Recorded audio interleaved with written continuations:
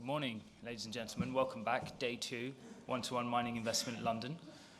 We've got a fantastic lineup of industry expert investors, fund managers who've got their thinking caps on for where we're headed within the precious metals sector.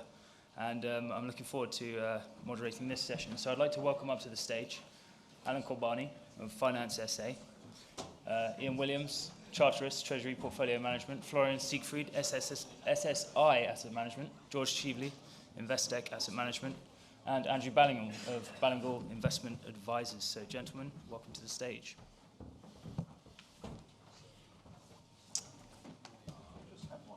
Do you have enough mics? Yeah. So let's just start really around gold. I think that's really what everyone wants wanting to hear right now. Let's be quite straight up. Gold markets, bullish or bearish at the moment, and perhaps why? Andrew? Right now I'm aggressively neutral still, but strategically massively bullish. I say massively, I'm not sort of golden nut, but we can go up 50 to 100% quite easily over the next 2-3 years. Aggressively neutral? Meaning I don't think gold's broken out of this extended bottoming process that it's been in after the big decline from 2011, but the preconditions are in place and we're moving to the conditions being in place for a breakout and a big move higher. We're just not there yet. Patience is quite an important thing in gold investing. I've been doing it for 37 years and one of these days I'm going to have a good night out. What are some of these conditions that you think might? Well, I think conceptually the three things that determine the gold price over time are: one, what it costs to produce. We can talk about that in detail, but I would say we're somewhere around the economic cost of production for most people here. Two, returns from prospective and historic from competing assets, most obviously interest rates.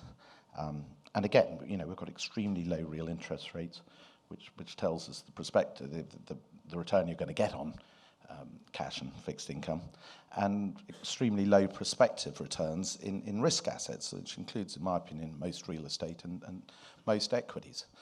And the third factor, which hasn't really come in yet, and you can see that various ways, is risk, which can be defined variously as financial, economic, but most importantly, I think, social and political. And if you look at most measures, you can see that most people are incredibly complacent. And you can see that in volatility indices, you can see it in their asset allocation. Most notable of which, from relevance to this panel, is that very few people have meaningful exposure to gold. And it's the opposite of the situation I faced as strategist at Barclays in Japan at the end of the Japanese bull market. People said, oh, Japanese institutions, people don't have big positions in stocks. I said, of course they do. Look at the market cap. Look at the relative performance. Of course people have got massive positions in Japanese equities, including Japanese institutions and households. You can see that the total market cap of gold, the stock is around 180,000 tons, of which around a quarter is held officially, leaves maybe $4 or $5 trillion, which is a lot, but it's not a huge amount in the context of global equity market capitalization of 100, 120 trillion. And the market cap of gold shares is absolutely tiny. This was 8% of the US market once. It's now 1% or less. And 0.3 of global market cap. It doesn't exist as a sector. That's why all these large, in inverted commas, gold mining companies are merging. They're merging to try and get some kind of stock market relevance. So they can be invested in by medium-sized institutions. But that's the measure of where we are. Of course people are massively underweight gold. It hasn't mattered, but in my view it'll be the only thing that matters on a 2-3 year view. Okay. Florian, where do you feel we are in this cycle? And are you bullish as well? Yeah, I would add to what Andrew has just highlighted on. I think we are in that sort of bottoming process which seems to going on for years now. So we bottom in November 2015. Things are slightly moving up, and what is really working against gold is, there is an inherent US dollar strength.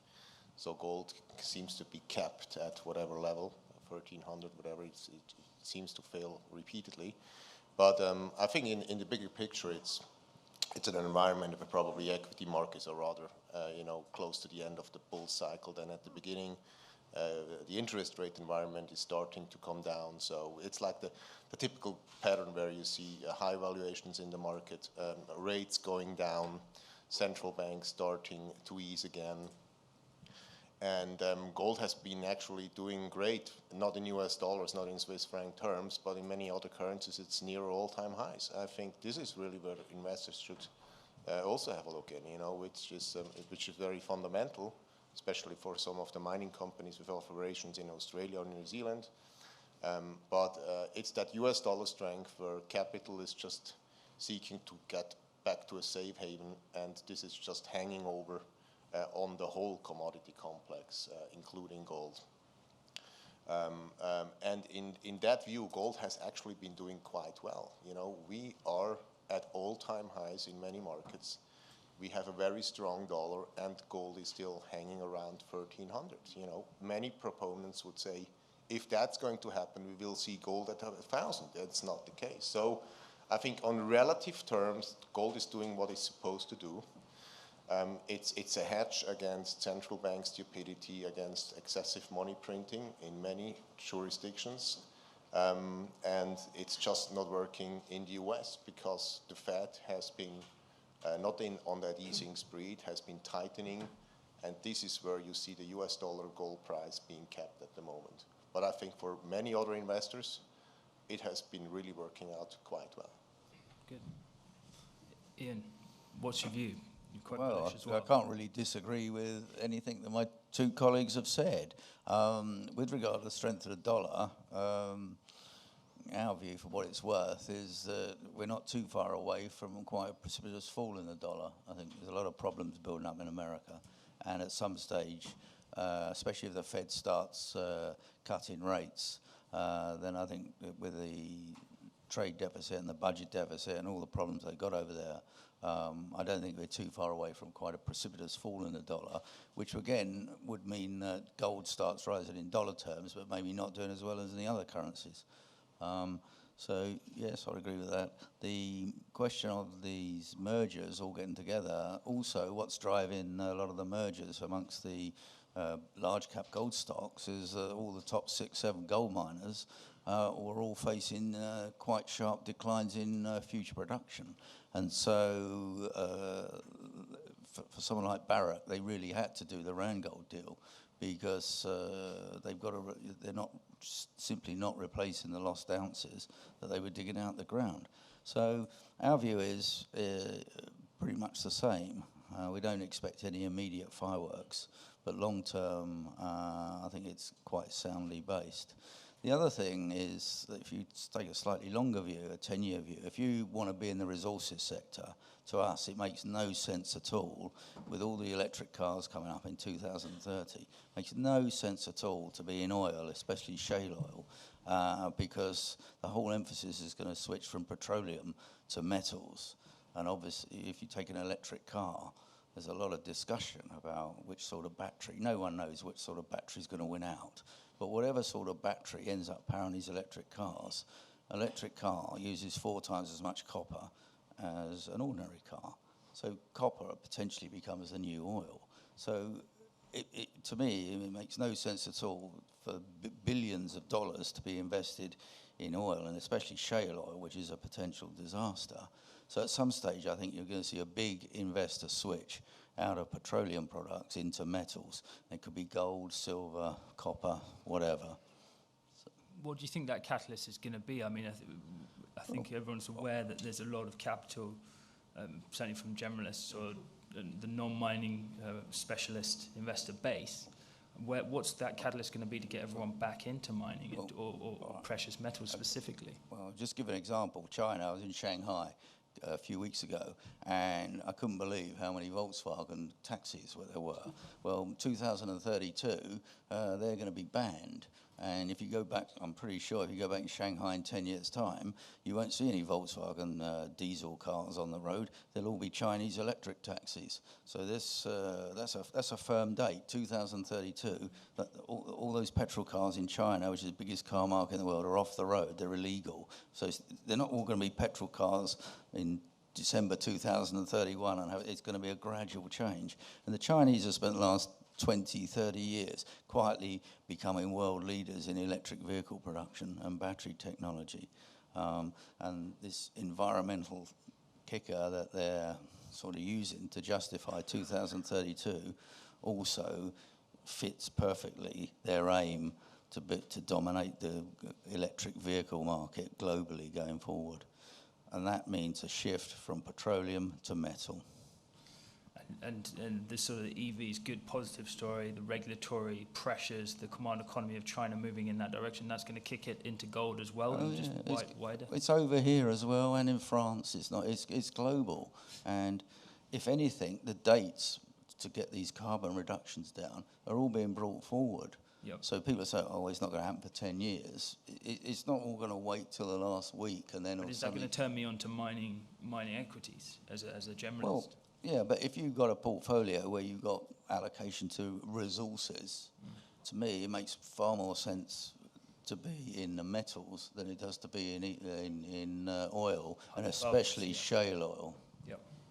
Okay. George, bullish or bearish on gold, and any other comments on that sort of dynamic? No, I mean, I agree with a lot of what people have said. I mean, yeah, positive on gold and hoping it doesn't shoot up, hoping it just appreciates more gradually. I think, we invest in a lot of gold equities, and we've seen a, pretty, tumultuous period for the companies over the last 8 years or so. We're now seeing companies, restructured, stabilizing, volatility's coming down, debt levels have come down, and starting to see some much better run companies emerge. Yep. And I think this sort of stable price environment without too much volatility is actually very positive for everyone. Of course, I think it will end up going stronger, and I think the longer term case with, what we call de-dollarization sort of looming its head as, people want to get away from too many dollar holdings. We've seen, obviously, Russia sell their treasuries last year and buy a lot of gold, and we think that trend, central banks adding to gold reserves will continue for many, many years and support this market. China, Russia are still major buyers, but we've seen lots of others come in. And I think it's very positive, and I think we're seeing companies now really emerging out of it. I mean, I love this environment where you've got a wide disparity between the best and the worst, and I think it's creating a lot of opportunities in the space. Okay. And you think in terms of this focus on capital risk, capital discipline, that sort of brought the mining companies back into a better period of performance, do you think that's still very much high on the agenda? Is now a time for growth? Yeah, we're seeing more discipline. Obviously, it doesn't mean to say nobody's doing anything, and we're seeing some merger and acquisitions occur, and there are, whilst the majors aren't growing, there's quite a lot of growth in mid-caps, and as Florian said, I mean, if you're an Australian gold company, you've got the best prices you've seen ever. Same in South Africa, same in most parts of South America. So, a number of those projects, people are seeing great margins. Yep. And we are seeing some of that growth, but it's not out of control. It's still quite moderate. It's still well below money growth. So, it's still holding its value very well. Yep. And I think that's that's an environment which creates opportunities, creates interesting investments and ways to deploy capital, but not excessive or out of control. And long may it continue. It won't continue, but long may it continue. How long do you feel it might continue? Well, it can continue a while. I mean, you just need to see the shock the industry went through from, the gold mining index was down 76%, 11 to 15. That's a major destruction of value, and a lot of people felt it. And still, the equities are still well below their peaks. So people will take a while to forget that, particularly investors. And I still see a lot of clients, potential clients, who still bear those scars and don't really want to talk about it. But yep. I mean, the fact is, the volatility of the gold miners has halved over the last 3 years. Leverage levels have plummeted. I mean, net debt to EBITDA levels for the sector end of 15 were, I think they got to 12 times because there wasn't much EBITDA and quite a lot of debt. Today you look up for the sector, it's about 1 to 1.5 times. And with that, volatility has plummeted. Yeah, great. Alan, are you bullish like your fellow panelists here? And what are your thoughts on the sort of health of the sector at the moment? I won't be holding a speech different from my peers on this panel because all they said makes a lot of sense. We are fundamentally bullish on gold, not because we are running a precious metal fund, but because the macro environment is definitely in favor of a bull market in gold. And we shouldn't be talking about bull or bear market, but we should be talking about cycles. And as a matter of fact, the bull cycle started 3 years ago. So it's hard to explain it to somebody who has invested in gold mines 2 years ago, because his portfolio would be down 30%. But the reality is that you have to look at the investment theme, which is gold and gold mines, as for what they are, and they are cyclical. So the cycle started 3 years ago, and it started because the Federal Reserve at the time set the record straight, and they said, from now on, we're going to evolve in an environment of low real interest rates. And this is what we needed. And when we know that the two highest negative correlations with gold are real interest rates and the dollar, we had our equation. Then you had the headwinds of normalization. Then you had the headwinds of a lack of inflation and the strength of the US dollar. And still, nobody is getting it. and I do understand that they are not getting it, but you need to have a strong conviction on what's going to happen with real rates and what's going to happen with the US dollar. And we do have the two strong convictions. 2 points on real interest rates. I will just let the Federal Reserve maintain its speech, but on the US dollar, I will just say that if you look at history, when you are running, a country is running dual deficits, the twin deficits, when you have a little bit of inflation, we don't need a lot of inflation, and when you have a debt to GDP that is never reached those levels before, so we have to stick to what we know, which was the previous cycle for gold, and at the time US debt to GDP was at 65%, we're at 100% today. Well, real rates stay low, and therefore the US dollar weakens. Now, of course, we have a trade war, we have Europe falling apart, we have China trying to stabilize its economy. So, of course, all this prevents, better visibility. But the fundamentals are in place, and those have delivered. It's not just talk. They have delivered performance, because over the last 3 years, gold is up, and over the last 3 years, gold mines are up. So we're not just hoping for the best, and that's the reality. Performance is good. Yeah. Okay. Okay, that's good. Yeah.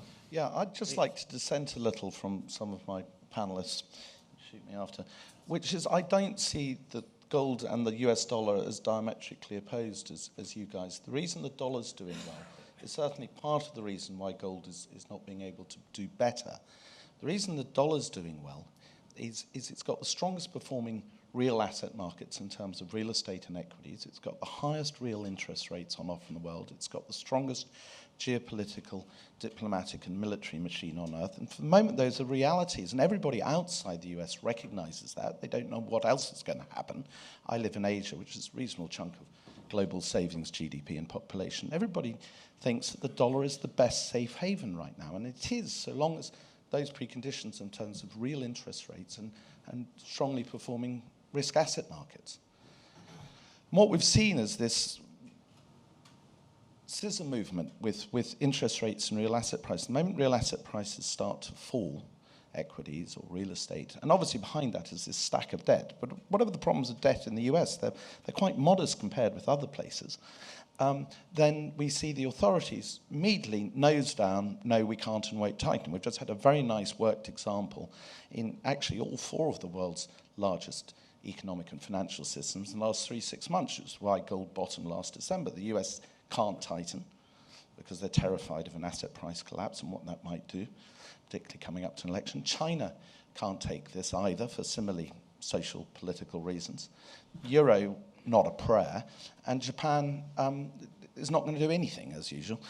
So we've kind of got the financial economic equivalent of appeasement, and that's the phase we're in. But at some point, the appeasement will fail, in my view, and we'll get some really nasty outcomes in the risk asset markets. And that's when people will be scared. I mean, really, really scared. And that's when they'll start looking for other things. I think Bitcoin as a means of transfer, not of savings, will do well. You see the Chinese particularly regarded as a credible way of moving money. But the obvious asset that's going to do really, really well is gold. And turbocharged on that, gold shares.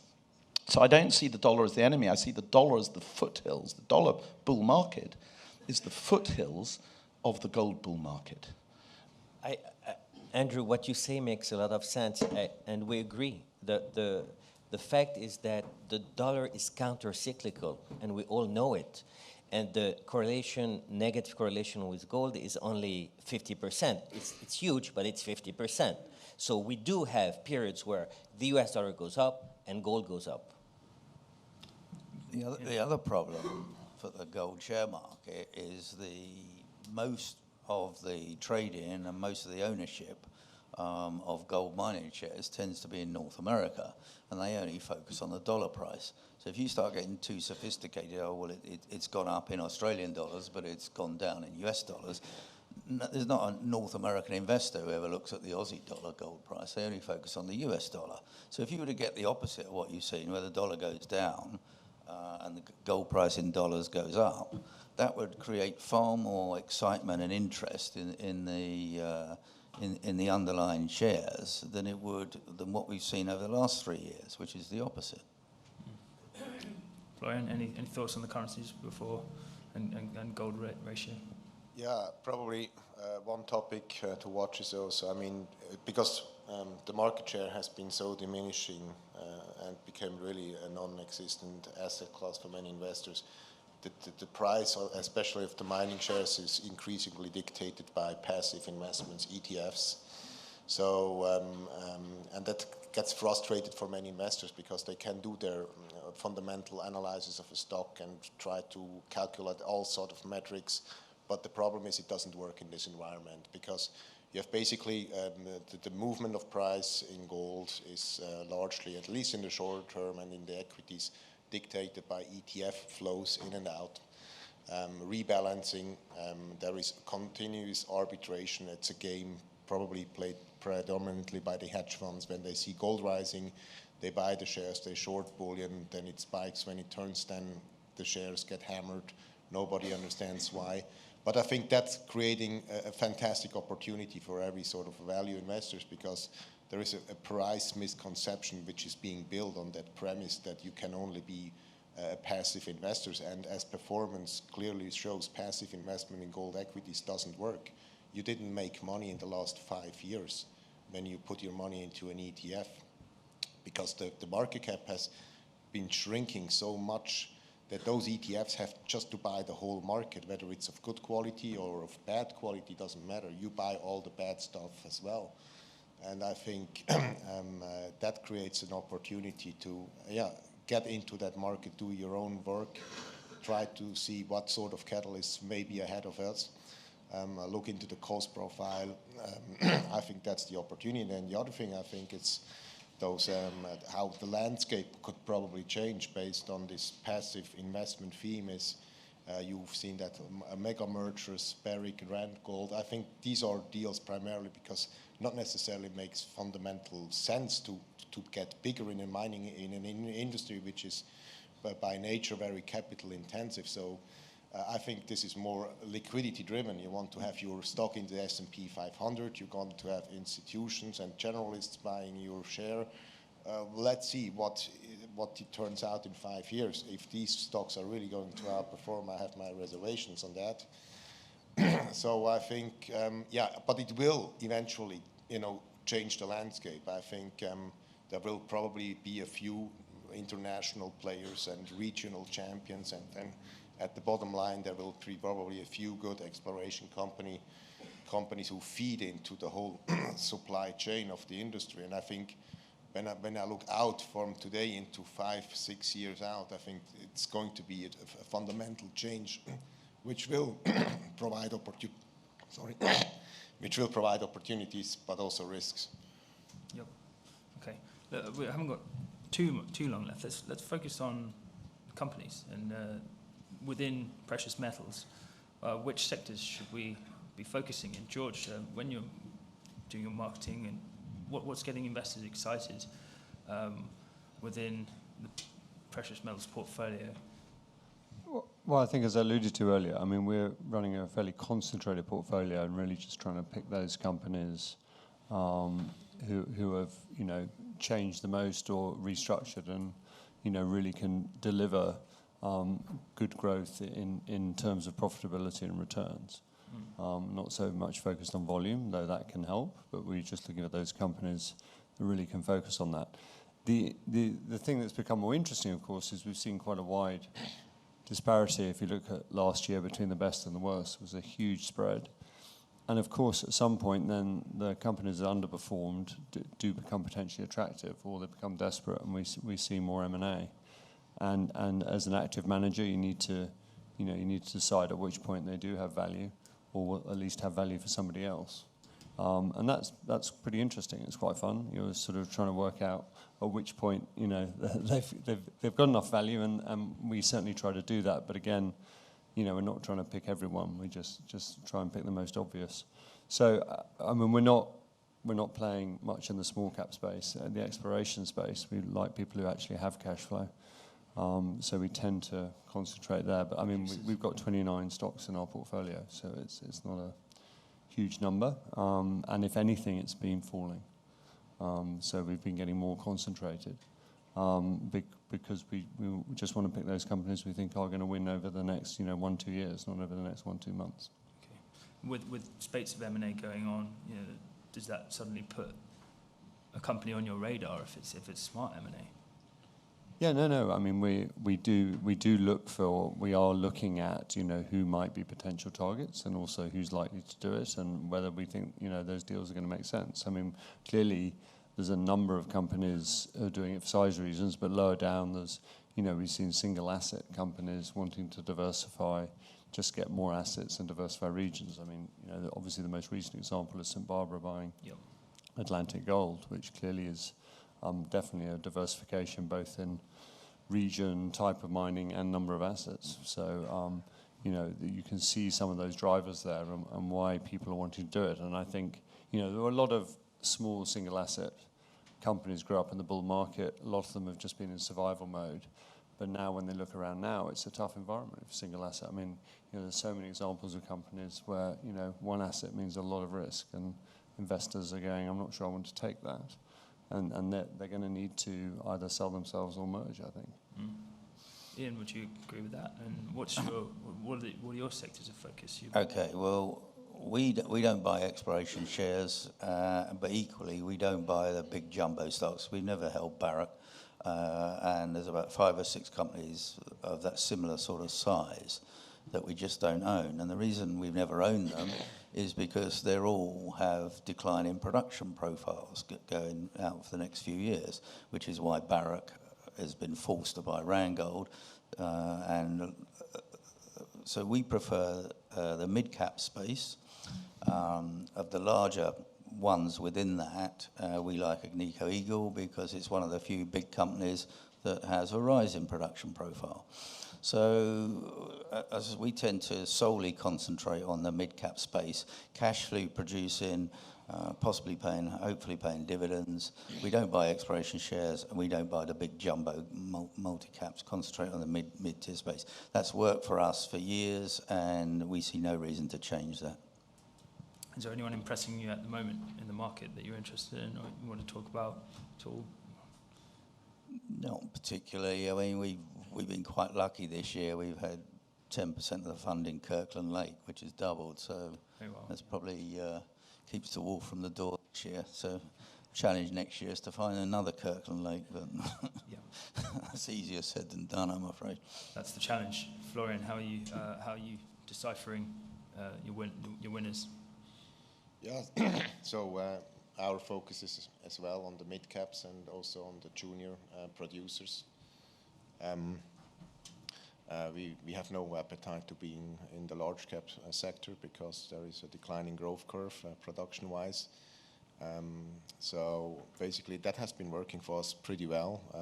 We feel right now there is an opportunity. Australia basically has become very expensive. So you see the moves by the sort of Santa Barbaras or Northern Stars looking for growth outside of the country. So we see there's like a proof of concept that M&A among equals is probably somewhere one investors should look at. So, probably juniors merging or even mid-cap companies becoming like regional champions or like consolidating districts. And we still are looking back into the exploration play because we think it's so beaten down after what happened also last year. But eventually this will turn around. We just don't know when, but when it turns, usually it goes fast. We don't see it changing anytime soon until the fall. But we think it's now time to add a little bit to exposure selectively in district plays for exploration, brownfield, on the verge of resource development, where there is no appetite right now. Because I think the catalyst for many investors is just earnings per share, cash flow generation. Metrics like resource growth just don't attract investors. So for us, that's the time to build some exposure there. And would you look at exploration further down the line if market conditions change, or that's just not within your remit at the moment? Yeah, because eventually we think the mid caps are going to being the consolidators, and they are primarily going to consolidate the juniors and the exploration companies, because what the market doesn't want to see is an exploration company turning into a producer, because the risk is so inherently high, and the market wants to see proof of concept. You have to prove your team, your technical capabilities. Can you make a mine out of that project? So I think this is eventually where we see the M&A activity picking up, where the juniors are not going to build, they're going to sell. And once the market starts to get an understanding that there is a clear exit strategy, which the management doesn't bet the farm on the company by raising hundreds of millions of dollars, I think that is where the confidence could come back and eventually going down more into the exploration play again. Right now, that's too early because there is clearly no visibility for that. Okay. Andrew, what are your sectors focusing on now? We don't really have any biases about geography or stage of development or size. I think you just have to have an open mind about where we are on the gold price cycle, and then the fundamentals, specifics of each company. And the two things that we really focus on, and we certainly have not a bias, we have a remorseless discipline, are one, buying things at reasonable or better prices. It doesn't always mean cheap, but if you buy something that's egregiously overvalued relative to its peers, it's either going to have to be very lucky or it's going to do relatively poorly over time. The second and key thing, and we can define value different ways for different companies, different stages, but obviously part of what we put into our value mix is a jurisdictional discount, and obviously it's not the same building a gold mine in Guinea as it is in Nevada. So the application of appropriate discount rates, risk adjustments are important in that value consideration. But absolutely non-negotiable, and our long experience of this, is you can have good assets or great assets in great jurisdictions. You've got the wrong people running them, they're going to screw up for sure. It's not a probability, it's a certainty. Conversely, really good people tend to get good assets, and then they make them work. And, two obvious poster child of this we've had a great deal of luck with Mark Bristow, who's conjured, miracles out of an extended bear market and then capitalized fully on a bull market. Nick Georgette, who built $4 billion companies out of the dust. These are the kind of people you need to find. We think we've got some of them, possibly even one or two in the room with whom we're invested. You get the right people and back them, obviously monitor that they're doing the right things. This business of getting the right team, getting the money, building it, making it work, that's how you make the real money, by the way. I mean, obviously getting lucky with an explorer is a good way to make a lot of money, but that's element of luck in that. I mean, we have had fantastic exploration expects, but our best quantities of capital we've made and the long-term compounding has found good people, typically with production in prospect, who've gone through that, brought it in production, used the re-rating that's come from that production to buy and build other projects and build multi-mine, multi-jurisdictional assets over time. So I'd go back to it. Size really doesn't matter in gold mining. The only factor in that is the large companies have math against them. It's very hard to get the ounces to replace the ounces you're mining. And the only way you do that is by conscious cyclical M&A. Well, hands up who can point to a lot of conscious cyclical M&A in the gold sector the last 20, 30 years. I mean, Rio Tinto built a great company over 30, 40 years in conscious cyclical M&A and then went into massively pro-cyclical M&A and just almost destroyed the company. So it's very tough for these companies to buy well, and they tend to end up doing what all of us do. Mark Bristow's got a great saying around this. He says, you guys, you're constantly beating up the management of major gold companies. Parenthetically, I agree. But remember, you are the guys who make these mistakes. It's actually pressure from investors to get leverage, to do deals at the top of, at the top of the cycle, take on leverage, and then they end up spewing out good assets at the bottom to the advantage of people like Jay Klein and Billy Beam and other people who've bought well. But there aren't many who do that. The scale being the enemy in some cases. Well, it's just the math is difficult. There isn't a lot of new ounces around, and you're depleting them every year. You go and find another 1 million ounce producer or 500,000 ounce producer. Yep. Okay, look, a couple of minutes. Open this up to the floor. We've got a lot of capital up here. Has anyone got any burning questions for our asset managers up on the stage? Anyone? No? Oh, yeah. Down here. Sorry, 1 second. I'm curious where the panel would rank royalty and streaming companies as a segment. Let's say total return over the next 3 years. Haven't heard you talk about them. Good question. We haven't touched on that. Anyone like to take royalties and streaming? Very highly, actually, but then they're rated very highly before. If you want to buy them today, you're paying a premium price relative to the rest of the sector. The other problem with the streaming companies, if you get a big bull market, they're going to be at bottom of the league in performance. George, I agree. I mean, you're paying for. I think it's a great model. It's worked incredibly well. I do also worry that there's a lot more streaming companies than there were even 5 years ago. So now the 3 big ones say, yeah, but we're the only ones that compete at that level. But there's a lot more players now, and you look at the deals being done, and they're not getting the sort of free optionality they got a few years ago. So, I mean, I think it's it's interesting that Franco-Nevada have now gone looking for streams in shale oil. Which shows why that they're still getting gold streams, but clearly they see, I mean, they would argue a much better opportunity there, and arguably they can, but it's just interesting that, it's getting a much more competitive marketplace. My worry is people are valuing streamers on past deals, which were extremely good and advantageous, and they're going to struggle to find more of them. Any other thoughts? Yeah. Just for the royalty company, you want to own them to be overly weight in a bear market and underweight in a bull market. It's a defensive name. We had one more question just back there. Was there? Yep. Quickly, 1 minute.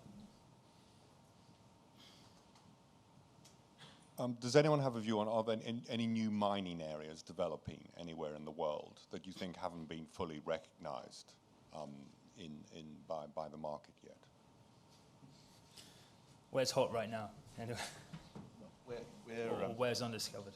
Well, I mean, certainly one jurisdiction, I think there's only one institutional grade mine, and Justin Tremaine, who was here, was associated bringing it into production, is in Cambodia with a former colleague of Nick Georgetta's, which is a pretty serious operation. I think there are some reappraisal zones. I mean, Tanzania has been a killing field for gold investment for the last few years, but I think that will come out in the wash eventually, and there's some great assets there and some good companies, one of whom sitting over there. Stop smoking, Matt. I love what you said, because one of the names that I like very much on a valuation basis and potential of upside or re-rating is Acacia in Tanzania. That's number one. It's a risky story in the sense that you have no visibility short term, but you know what the assets are, and you know what the valuations are, and you know the people behind it. So that gives you a level of comfort. The other country we didn't talk about is Sweden. Who can mention a name operating in Sweden? Agnico Eagle, right?